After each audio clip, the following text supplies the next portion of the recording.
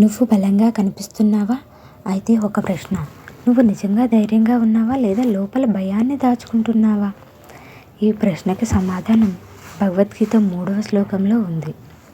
పశ్చేతాం పాండుపుత్రాణమాచార్య మహతీం చమూం వ్యూఢాం ద్రుపదపుత్రేణ తవ శిష్యేణ ధీమతా.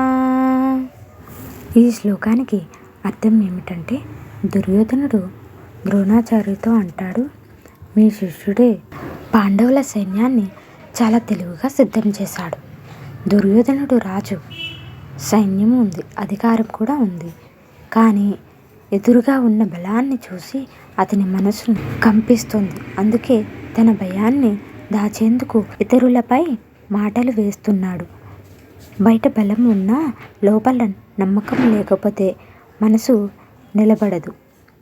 మన జీవితంలో కూడా ఇదే. మనం ఏదో పెద్ద స్థానంలో ఉంటాం, కానీ కొత్త ఛాలెంజెస్ వస్తే భయం మొదలవుతుంది. అప్పుడే మనం ఏం చేస్తామంటే పరిస్థితుల్ని తప్పుపడతాం, మనుషుల్ని తప్పుపడతాం, సిస్టమ్ని కూడా తప్పుపడతాం. భగవద్గీత ఏం చెబుతుందంటే, బయట పరిస్థితులు కాదు, లోపల నమ్మకమే నీ శక్తి.